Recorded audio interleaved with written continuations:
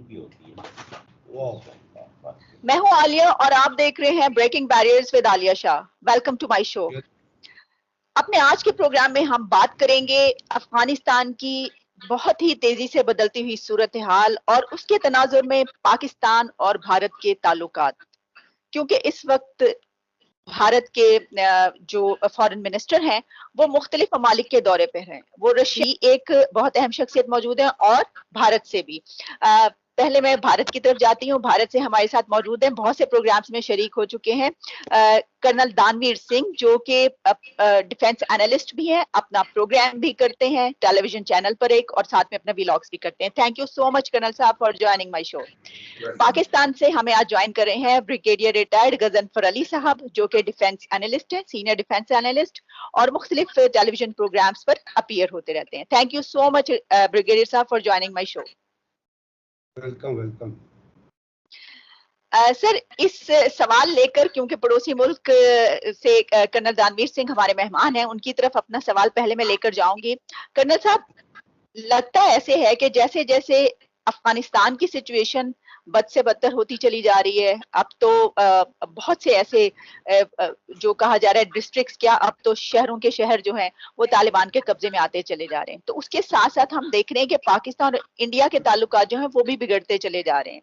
दोनों तरफ से ऐसी स्टेटमेंट्स आती हैं। फिर ये भी कहा जाता है कि जो अफगानिस्तान है उसमें इंडिया भी वहां पर चाहता है कि वो अपना कब्जा करे, और पाकिस्तान ये चाहता है कि उसकी वहां पर सुनी जाए। आप इस सिचुएशन को कैसे देख रहे हैं? क्या इंडिया कंट्रोल करना चाह रहा है तालिबान को और उसको पाकिस्तान से रिजर्वेशंस हैं? देखिए, इसमें पाकिस्तान की आइडियोलॉजी को समझना बहुत जरूरी है। हिंदुस्तान का तो वहां पर फुटप्रिंट बहुत बहुत कम है और ना के बराबर अभी भी है, और अगर तालिबान आ जाएंगे तो वो जीरो सिफर भी हो जाएगा, तो कोई खास इतना बड़ा फर्क नहीं पड़ेगा as far as quantum is concern, but otherwise बहुत फर्क पड़ेगा। वो मैं बताऊंगा क्यों पड़ेगा। देखिए, पाकिस्तान की आइडियोलॉजी बड़ी क्लियर है। पाकिस्तान अफगानिस्तान में लॉलेसनेस बरकरार रखना चाहता है, बिकॉज लॉलेस अफगानिस्तान होगा, वहां पर कोई मजबूत किसी तरीके की सरकार नहीं होगी, तो उसका वो फायदा अपने मफाद के लिए कर सकता है। और ये तालिबान जो है इसी का मैनिफेस्टेशन है।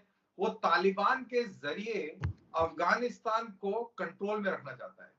पाकिस्तान कतई नहीं चाहता कि अफगानिस्तान के अंदर इंफ्रास्ट्रक्चर डेवलप हो, एजुकेशन आए, या किसी प्रकार की डेमोक्रेटिक सेमलेंस आए। पाकिस्तान के इंटरेस्ट में है कि ये तालिबान जो है वहां पर काबिज रहे, जिनके थ्रू वो अपना एक्सरसाइज कर सके इन्फ्लुएंस अफगानिस्तान के ऊपर। अब क्यों करना चाहता है पाकिस्तान इन्फ्लुएंस अफगानिस्तान के अंदरूनी हालात पे अपना इन्फ्लुएंस क्यों रखना चाहता है? उसका कारण है कि 71 की लड़ाई के बाद में पाकिस्तान की साइड जो है काफी इंजर्ड हो गई और काफी एक डर पैदा हो गया। और उस डर पैदा होने के बाद उन्होंने एक स्ट्रेटेजी निकाली जिसके तहत अफगानिस्तान को अपनी स्ट्रेटेजिक बैकयार्ड के तौर पर बताया गया और उसको अपनी स्ट्रेटेजिक स्पेस बताया गया। और इस स्ट्रेटेजिक स्पेस और बैकयार्ड की जरूरत उसको इसलिए लगती थी, उसको लगता था कि अगर हिंदुस्तान ने कभी इस तरफ रुख कर दिया तो हम अफगानिस्तान में जाकर और फिर हिंदुस्तान के ऊपर हमला कर सकेंगे। तो ये जो माइंडसेट है ये प्रिवेल करता है इस पूरे खेल के अंदर। हिंदुस्तान का पॉइंट ये है कि हम नहीं चाहते कि पाकिस्तान अफगानिस्तान को स्ट्रेटेजिक बैक स्पेस की तरह इस्तेमाल करे। वो कैसे होगा? वो तब होगा जब हम उस गवर्नमेंट के साथ में फ्रेंडली होंगे और हमारा भी वहां पर कोई ना कोई रोल होगा। अब कौन सा रोल होगा हमारा? हमारे को अमेरिका ने भी बोला था कि आप भी अपने ट्रूप भेजिए, हमने नहीं भेजे, हम भेजेंगे भी नहीं। हमारा वहां पर इंटरेस्ट जो मैंने आपको अपना इंटरेस्ट बताया, उस इंटरेस्ट को साधने के लिए हमने वहां पर इकोनॉमिक एक्टिविटी करी। $3 बिलियन हमने वहां पर इस्तेमाल करे, खर्च करे। उसमें हमने डैम बनाया, उसमें रोड्स बनाई, हॉस्पिटल बनाया, वहां की पार्लियामेंट बिल्डिंग बनाई, और वहां पर हमने इंफ्रास्ट्रक्चर डेवलप करने की कोशिश करी, कर भी रहे हैं। और अभी भी वहां पर याद रहे कि हमारी मौजूदगी है। और तालिबान पाकिस्तान का प्रॉक्सी जरूर है, लेकिन तालिबान भी बहुत स्मार्ट है इस बारी। तालिबान को भी उस डैम से इलेक्ट्रिसिटी बनाने की जरूरत है, तालिबान को भी इंफ्रास्ट्रक्चर की जरूरत है, और तालिबान जो 0.2 तालिबान जो आ रहे हैं, वो नहीं चाहते कि पाकिस्तान का उनके ऊपर अंगूठा लगा रहे। वो भी चाहते हैं कि वो भी अपने आप को इंटरनेशनली रिकॉग्नाइज देखना चाहते हैं। वो भी अपने आप को पाकिस्तान का आइडिया बिल्कुल अलग है। वो चाहता है तालिबान बिल्कुल सबसर्विएंट रहे। इंडिया भी तालिबान से बात कर रहा है। साथ ही आपने इंट्रोडक्शन में बोला कि इंडिया जो है मॉस्को से भी बात कर रहा है, ईरान से भी बात कर रहा है। तो ये सारे फैक्टर हैं, और चाइनीज फैक्टर बहुत बहुत इंपॉर्टेंट आ रहा है।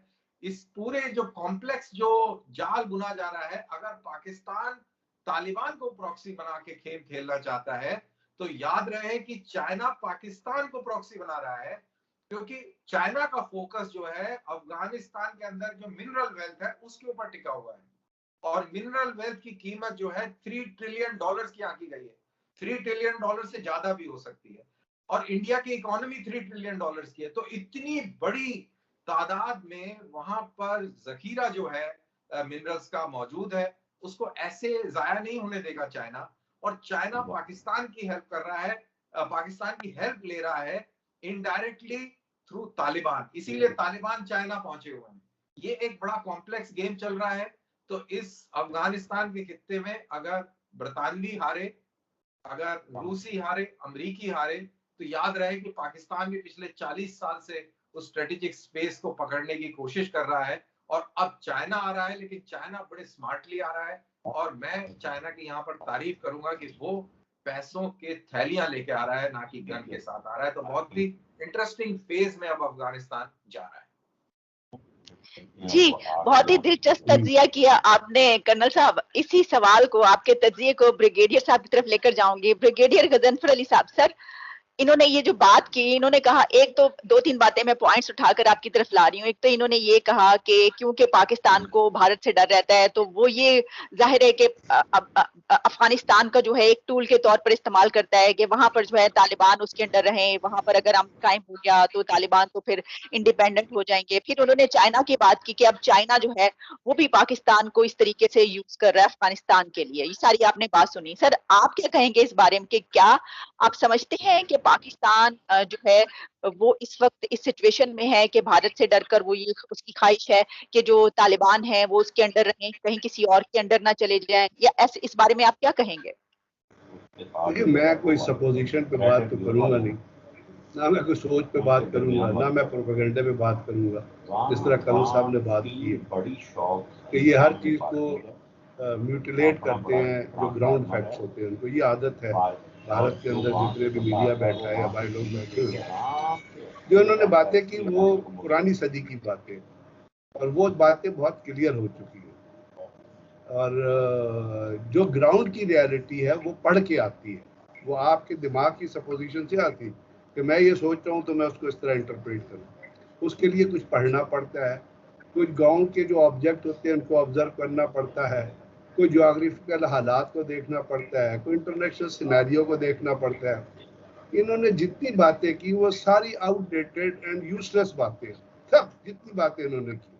चाइना के हवाले से जो की बात की वो ठीक है कि वो एमक माइंस। अब इन्होंने एक बात की, मुझे इनकी ज्योग्राफी पे बहुत हैरानगी हो रही है। इन्होंने कहा अफगानिस्तान के थ्रू पाकिस्तान इंडिया पे हमला करेगा। अब मुझे बताए कि अफगानिस्तान का बॉर्डर, इंडिया का बॉर्डर, पाकिस्तान का बॉर्डर, पाकिस्तान पागल है कि अफगानिस्तान से जाके इंडिया में हमला करेगा? ये यहाँ पे नॉर्थ एंड साउथ, ये आपका ईस्टर्न बॉर्डर है, वेस्टर्न बॉर्डर है, इतनी बड़ी लंबी लाइन ऑफ कंट्रोल है। अगर तो ये फौज में वाकई रहे हैं और कमीशन इन्होंने किसी मतलब लेके स्टडी की है, तो सोचना चाहिए कि किस तरह हमला करेगा अफगानिस्तान से। सो ये जो सपोजिशंस होती है ना, इसमें आप रियलिटी में नहीं रहते, इसमें आप चले जाते हैं प्रोपेगेंडे में, इसमें आप चले जाते हैं जो चीज आप सोच रहे हैं उसमें चले जाते हैं। ग्राउंड रियलिटीज को अगर देखेंगे तो चीज को सही एनालाइज करेंगे। भारत एक अलग मुल्क है, पाकिस्तान एक अलग मुल्क है। भारत ने अगर अफगानिस्तान से ताल्लुकात रखते हैं जरूर रखे, भारत की चॉइस है कि वो अफगानिस्तान से ताल्लुकात रखे। भारत ने अशरफ गनी से ताल्लुकात रखे, उनकी चॉइस थी। भारत ने इन्वेस्टमेंट की, उनकी चॉइस थी। भारत तालिबान से ताल्लुक रखना चाहता है, जरूर रखे। पाकिस्तान की कॉस्ट में ताल्लुकात तो नहीं होंगे, उनके अपने भाई। भारत की अमेरिका से ताल्लुकात हैं, उनके स्ट्रेटेजिक पार्टनर है, हमें किसी किस्म का एतराज नहीं होना चाहिए, क्योंकि हर मुल्क को ये अपना आज़ादी है कि वो जिससे मर्जी ताल्लुकात कायम करे। लेकिन बात यह है कि जो ग्राउंड की रियलिटी है ना, जो चीज़ें आने वाले दिनों में होंगी, उनको समझना चाहिए, उनको सोचना चाहिए, उनको रिलेट करना चाहिए माजी के एक्चुअल वाकयात से। असल में क्या वाकयात है? असल में वाकयात जो पाकिस्तान ने बारहा ये कह दिया है, अभी परसों इमरान खान ने कहा था कि हम किसी ज्योग्राफिकल स्पेस की तलाश में नहीं है, हम किसी स्ट्रेटेजिकल स्पेस की तलाश में नहीं है।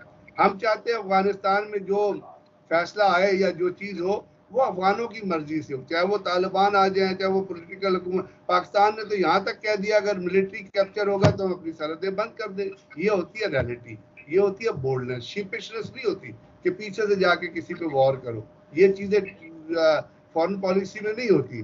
अब पाकिस्तान ने कहा, पाकिस्तान ने अफगानिस्तान की जितनी पीस डील है वो पाकिस्तान ने ब्रोकर की।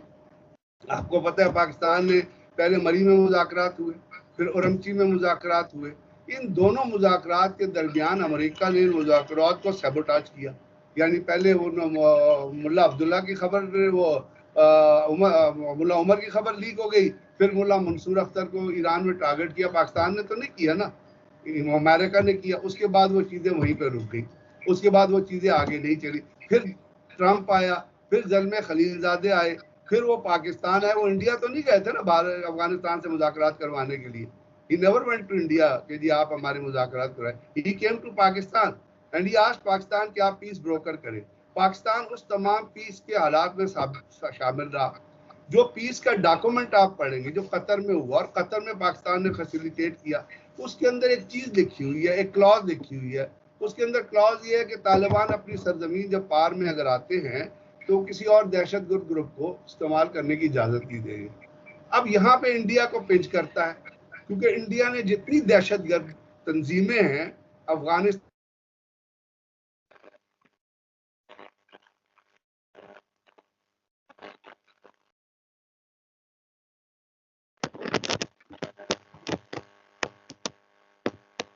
आई थिंक ब्रिगेडियर साहब की आवाज जी, ब्रिगेडियर साहब आपकी आवाज खत्म हो गई है, आपकी आवाज नहीं पहुंच रही हम तक। सुनो उस चीज को, चलिए आप कीजिए, मुकम्मल कीजिए। तो पाकिस्तान ने उस चीज को ब्रोकर किया और आपको पता है 2 दफा वो सैबोटाज हुई। उसके बाद जितनी बातचीत हुई ज़ल्मे खलीलज़ादे ने वो पाकिस्तान से की और तालिबान से की।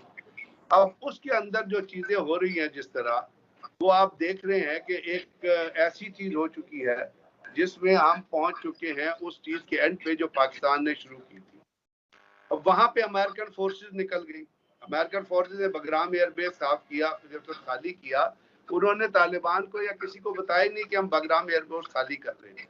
इस वक्त जो अफगानिस्तान के अंदर अमेरिकन जो है वो निकले नहीं है।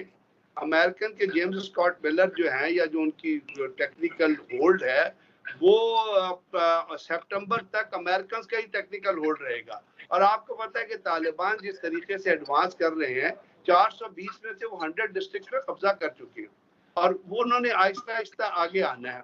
उसके बाद अफगानिस्तान का जो कल्चर है या उसके अंदर जो वॉर लॉर्ड्स का कल्चर है या मुख्तलिफ ग्रुप्स का जो कल्चर है, उसमें बात जगह पे तो अफगान सिक्योरिटी फोर्सेस जिनको अमेरिकन ने और नेटो फोर्सेस ने ट्रेन किया था, वो बहुत जगहों पे हथियार डाल चुकी हैं, वो हथियार हवाले कर रहे हैं। और जब वो हथियार हवाले कर रहे हैं तो आप ये अंदाजा लगाइए कि कम से कम 26,000 हमवीज थी जो अमेरिकन ने तालिबान अफगानिस्तान सिक्योरिटी फोर्सेस को दी हुई थी। वो जब तालिबान के कब्जे में जाएंगी, 714 व्हीकल्स आग से चले गए हैं।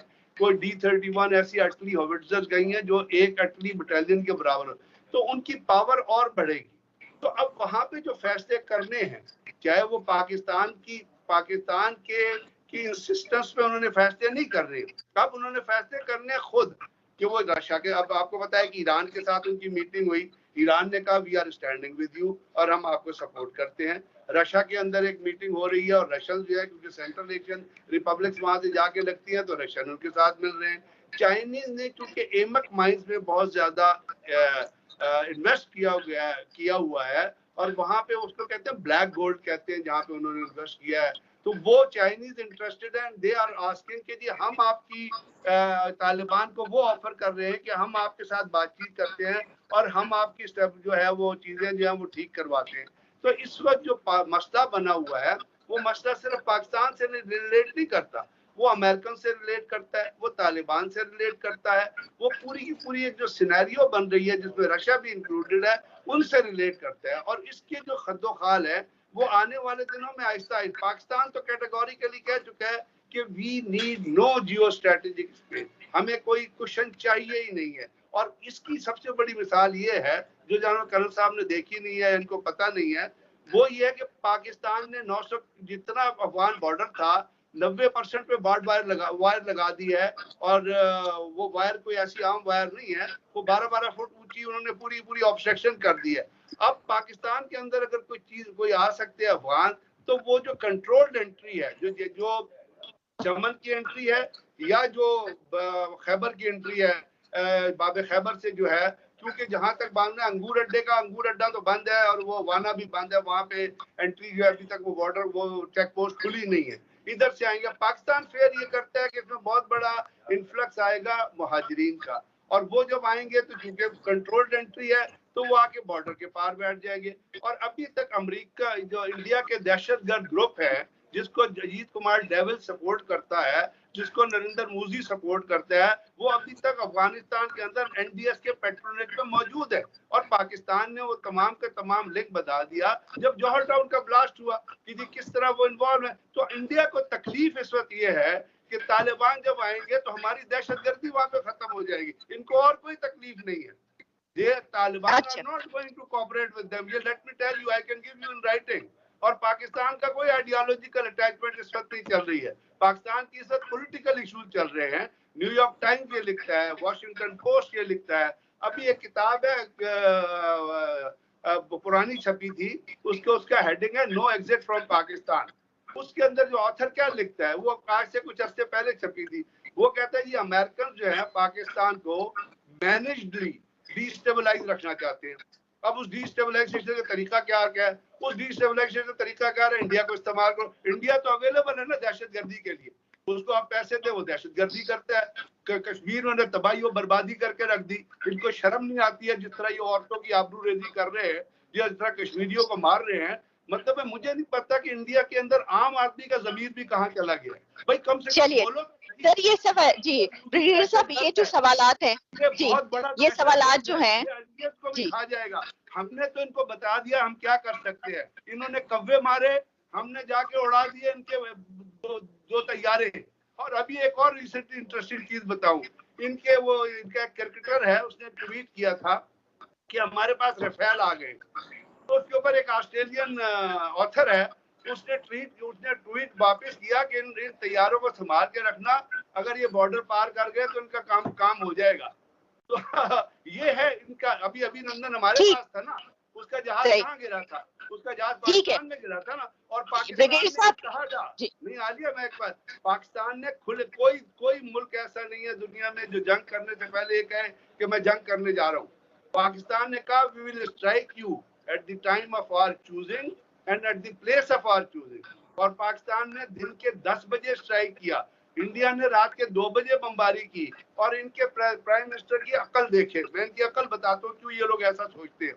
इनके प्राइम मिनिस्टर की अकल ये है कि इनका एयर चीफ ब्रीफ कर रहा था प्राइम मिनिस्टर को, उसने कहा कि जी आज तैयारे नहीं जा सकते क्योंकि मौसम खराब है और बादल बहुत आए हुए हैं। तो नरेंद्र मोदी साहब कहते हैं कि यार वो फिर जहाज तो बादलों में छुप जाएंगे तो पाकिस्तान को पता नहीं चलेगा। तो जहाँ पे मेंटल लेवल या मेंटल एक्यूमेंट ये हो, ठीक है, ये हम जी कर्नल रणबीर सिंह का कोई कॉर्पोरेशन नहीं है अफगानिस्तान जी। मसलन ये है जी ब्रिगेडियर साहब, हमारे पास आएंगे महाजिर आएंगे हमारे पास। जी सही आपकी बात। सर आपका स्टैंड आ गया, ब्रिगेडियर साहब आपका स्टैंड आ गया। ये जो सर मसला पता क्या है कि ये वो फिनोमेना है, ये वो चीज है कि जिन वजूहात की बिना पर हाँ पाकिस्तान और भारत के ताल्लुकात जो है ना वो बेहतर नहीं हो पाते। जब ये सूरत हाल पैदा हुई थी कुछ दिन पहले, और हमारी तरफ से भी ये कहा गया था, जनरल बाजवा ने तकरीर के दौरान भी कि जी हम तो अमन चाहते हैं और LOC पे जो है सीज फायर हो गई, हमें ऐसा लग रहा था। लेकिन अब जब हम बात करते हैं ना, नहीं ब्रिगेडियर साहब और कर्नल साहब, जब हम बात करते हैं तो हमें ये चाहिए कि हम उसको जो है वो बजाय इसके कि हमारी दुश्मनी और बढ़े, हम दोस्ती की तरफ बढ़े। लेकिन कर्नल साहब, ये तमाम चीजें आपने सुन ली। ब्रिगेडियर साहब का ये कहना है कि दरअसल पाकिस्तान तो ऐसा कुछ चाहते ही नहीं। एक तो जोग्राफिक सूरत हाल के वहां पर पहुंचकर किस तरीके से हमला होगा, और फिर ये कि पाकिस्तान तो आप मतलब आपकी तरफ से तो ये बात की जाती है, हम तो खुद ये कहते हैं पाकिस्तान तो खुद खौफजदा रहता है कि भाई दहशतगर्दी ना हो, लेकिन आपकी तरफ से मुसलसल ये कहा जाता है कि पाकिस्तान की तरफ से आपकी तरफ दहशतगर्दी होती है। इस सिचुएशन में जब ऑलरेडी दोनों मुल्कों के ये हालात हैं, तो अफगानिस्तान की जो सिचुएशन आप पहुंची है, अब ये कहाँ पहुंचेगा मामला? अब आप भी प्लीज जवाब दीजिए। देखिए, ये बड़ा इंटरेस्टिंग रहता है। पाकिस्तान के किसी भी फौजी से किसी से भी बात करेंगे, मसला कहीं का भी आप ले जाए, अटलांटिक ओशन की बात करें, लेकिन वो मसला कश्मीर का आगे रुकता है। भाई कश्मीर में जुल्म हो रहा है ना, कश्मीर में आप लोगों को मार रहे हैं नहीं मार रहे हैं? आप मुझे बताएं, कश्मीर में लोगों को मार रहे हैं। कर्नल साहब, अल्लाह को नाज़िर नाज़िर जान के बता दें कि अल्लाह को हम मानते नहीं, हम तो काफिर हो गए भाई। आप भगवान को अल्लाह कुछ नहीं मानते, हम काफिरीन हैं, आप लोगों को कत्ल कर रहे हैं नहीं कर रहे? छोड़िए ये, हम इस बात में नहीं, पहले मैं एक सिविलाइज्ड लोगों की तरह बात करते हैं। चलिए ब्रिगेडियर साहब देखिए, आपने अपना ब्रिगेडियर साहब आपको पूरा टाइम मिला, ब्रिगेडियर साहब आपको पूरा टाइम मिला ना, आपको पूरा टाइम मिला।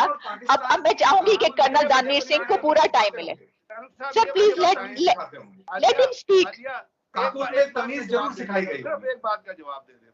आपने 14 जो है human rights violation laws, J&K public security act, Jammu and Kashmir act, अपना आर्म फोर्सेस, ये लगाया है कश्मीर में नहीं लगाया? अगर जमहूरियत है तो कौन सी जमहूरियत दुनिया की कहती है कि ह्यूमन राइट्स वायलेशन लगा आप कश्मीर में लगाए, लोगों को मारे और कत्ल करे? कौन सी जमहूरियत कहती है? मुझे सिर्फ इसका जवाब आप दें। चलिए मैं आपसे गुजारिश करूंगी ब्रिगेडियर साहब कि उनको पूरा टाइम दीजिए, जिस तरह आपको पूरा टाइम मिला इस तरह आप उनको बोलने दीजिए, उसके बाद प्लीज मैं आपकी तरफ दोबारा आऊंगी। जी, ओवर टू यू कर्नल दानवीर सिंह। हाँ, तो मैं जैसा कह रहा था कि पाकिस्तान में किसी से भी बात करो, चाहे आप अटलांटिक ओशन में बात कर लो, चाहे वो मून के ऊपर स्पेस मिशन की बात कर लो, वो आके सारी कहानी कश्मीर पर टिकती है, नरेंद्र मोदी पर टिकती है, और हिंदुस्तान के प्रति जो दुश्मनी है वो एकदम छलक के बाहर दिखती है। वो कोई इट इज नेचुरल। अब ब्रिगेडियर साहब को मैं माफ करता हूं, क्योंकि ब्रिगेडियर साहब उस फौज की नुमाइंदगी करते हैं जहां पे उनकी फौज ने सारी लड़ाइयां हारी हैं। इन्होंने कोई इन्होंने अपना मुल्क खो दिया नहीं, मेरे को बताना पड़ेगा। उन्होंने अपना मुल्क खो दिया, इन लोगों ने अपने हथियार डाल दिए मुस्लिमों की तरफ। तो ये उस फौज को नुमाइंदगी, ब्रिगेडियर साहब देखो देखो कितनी मिर्च लग रही है। अगर ये ब्रिगेडियर साहब मेरे सामने होते तो अभी ये सफेद झंडा उठा के खड़े होते। ये मैं आपको ब्रिगेडियर साहब आपकी तरफ वापस आऊंगी, मैं आपकी तरफ वापस आऊंगी। प्लीज उनको बोलने दीजिए, आप उनको टाइम दीजिए। सर आप उनको टाइम तो दीजिए। जंग में हार का नतीजा है, ना मैंने आपको की जंग में हार का नतीजा है। ये हारी हुई फौज के नुमाइंदे हैं, इसीलिए आप देखें किस तरीके से ये तिलमिला रहे हैं। He does not want to listen to की बात नहीं है। You are a liar. He does not want to listen. Liar, I am telling you. He is trained that way. He's scared. Brigadier साहब देखिए, इस तरह बात नहीं हो पाएगी। ब्रिगेडियर साहब प्लीज इस तरह नहीं बात आई पे। प्लीज आप उनको सही इस्तेमाल करें। डरा हुआ है यार, आप उसको समझें। ब्रिगेडियर साहब आप उनको, मैं आपकी तरफ आऊंगी, मैं आपकी तरफ वापस आऊंगी। आप क्या बात कर रहे हैं? और कश्मीर में भी दहशतगर्दी की लड़ाई आम आदमियों को मारते हैं। मेरे पास में भी बताऊंगा किस तरह मारना है। नहीं, सही लफ्ज इस्तेमाल करें कर्नल साहब। ये मत हु आर यू टू माफ करें मुझे। अरे छोड़िए, आपको माफ कर दिया। आपने हु आर यू, आप हारे हुए फौजी हैं ब्रिगेडियर साहब। आप brigadier, you are representative of an army that has lost all war. टके टोकरी के लोग हैं आप। आपके अरे ब्रिगेडियर साहब please please please please please please please please can we talk in a good sense? आप सिर्फ ब्रिगेडियर साहब के आम आदमियों को मार सकते हैं, गरीब लोगों को आप उनको। ब्रिगेडियर साहब प्लीज प्लीज प्लीज तहफ़्फ़ुज़ मूवमेंट के जो मुजाहिरीन है उनके ऊपर गोली चला सकते हैं। वो जो दहशतगर्दी है उसके पीछे वर्दी के नारे आप लगवा सकते हैं। आप हमसे बात नहीं कर सकते और आप पाकिस्तान में ऐसे चीख रहे हैं। लेकिन अगर आप लाइन ऑफ कंट्रोल पे कहीं होते हैं तो ब्रिगेडियर साहब आपको भी मालूम है आपका रवैया क्या रहता है और आप किस तरीके से हमसे बात करते हैं। ये पाकिस्तान की पब्लिक को दिखाने के लिए ड्रामेबाजी अच्छी है। आलिया ग्राउंड पे होते हैं, आपने ग्राउंड फैक्ट्स की बात करी ना, पहले आपने प्रोग्राम शुरू करने में ग्राउंड फैक्ट की बात, तो ग्राउंड फैक्ट हमें भी मालूम है और इसीलिए हमको हंसी आती है, इसीलिए हम आपको माफ करते हैं। और जब आपने, अब let's get back to Afghanistan, forget all this, आपने शुरू में ये बात करी, आपने बात ये करी कि भाई कौन सी फौज से आते हैं ये और इनको ज्योग्राफिया नहीं मालूम, हम अफगानिस्तान में जब भाग जाएंगे तो वहां से हिंदुस्तान पे कैसे हमला करेंगे। हमीद गुल की किताब पढ़ लें, हमीद गुल से पूछ लें कि व्हाट इज स्ट्रेटेजिक स्पेस, और इंडिया के हमले के जवाब में वो कैसे अपने न्यूक्लियर एसिड्स लेके अफगानिस्तान जाएंगे और कैसे सेकंड स्ट्राइक की प्लानिंग वहां से करेंगे। ये आप अपनी किताबें पढ़ें तब आपको समझ में आएगा। और मैं उसी फौज का, आपने ये सवाल पूछा था, आपने मेरे से और मेरी फौज के ऊपर सवाल पूछा था कि किस फौज से आए हैं इन्होंने अगर कमीशन लिया हो, तो ये उसी फौज से आए हैं जिस फौज ने आपको 4 बार शिकस्त दी है और हर इस बार फिर देंगे। आप 2 तैयारी, 2 कौवे और 2 ये 2 वो, इन चीजों को छोड़ दीजिए, आप बड़ी चीजों की बात करिए। जब आपके 93,000 फौजियों ने हथियार नीचे डाले थे, कितनी तस्वीर देखी होंगी आपने, और आपने अपने मुल्क को बेवकूफ बनाया था। आपके डॉन न्यूज़पेपर पे 16 दिसंबर की हेडलाइन थी कि Pakistan is winning the war. शर्म की बात है। और जहां तक, और मैं बताता हूं कि आपने ये बोला कि जी जो इंटरलॉक्यूटर थे जो कह रहे थे कि तालिबान के साथ आप हमारी बात कराएं, वो इसलिए नहीं आए थे कि आपके ऊपर दुनिया को ट्रस्ट है, वो इसलिए आए थे क्योंकि आपका इनके ऊपर कंट्रोल है। तालिबान के पास कौन सी इकोनॉमी है, कौन सा बजट है, कहां से आते हैं उनके पास में हथियार, कहां से आते हैं उनके रॉ देती है इंडिया, कहां से आते हैं? आप देते हो हथियार, आप दुनिया का, हम देते हैं तालिबान को, बात करते हो, you Taliban support terrorism, you are Taliban को हथियार हम देते हैं, आप स्टेट टेररिज्म करते हैं। न्यूयॉर्क टाइम्स लिखता है हम करते हैं। पूरी दुनिया में मशहूरी आपकी है, टेररिज्म करते हैं, पूरी दुनिया में मशहूरी आपकी है जनाब, कि चिल्लाने से कुछ नहीं होगा। दुनिया कहता है ब्रिगेडियर साहब, चिल्लाने से कुछ नहीं होगा। सर मैं आपकी तरफ आ रही हूँ, मैं आपकी तरफ आती हूँ, वो कंप्लीट कर लेंगे तो मैं आपकी तरफ आऊंगी। आप अपने जहन पर जोर डाल रहे हैं, अपने दिल पर जोर डाल रहे हैं, आप अपनी सेहत खराब करेंगे। आपके चिल्लाने से, पाकिस्तान के चीखने से कोई फर्क नहीं पड़ता। पूरी दुनिया को रियलिटी मालूम है कि स्टेट तो कुछ भी नहीं होगा, स्टेट स्पॉन्सर ऑफ टेरर कौन है और एफएटीएफ के ऊपर किसके ऊपर सवाल उठाए हुए हैं, किसके ऊपर पाबंदी लगी है, ये आपको मालूम होना चाहिए, पूरी दुनिया को मालूम है। और पाकिस्तानी पासपोर्ट की दुनिया में कितनी अच्छी रिस्पेक्ट है ये आलिया बता देगी, क्योंकि ये पूरी दुनिया घूमी हुई है।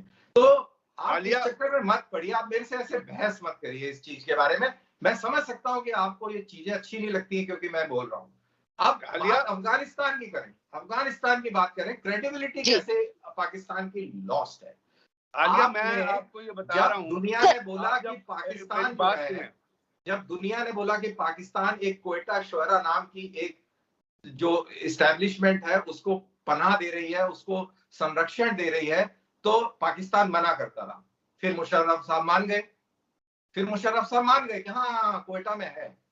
इसी तरह कारगिल के अंदर जब लड़ाई हुई, वहां तो मुजाहिद लड़ रहे हैं, वहां तो ये है, पाकिस्तान की तो फौज नहीं है।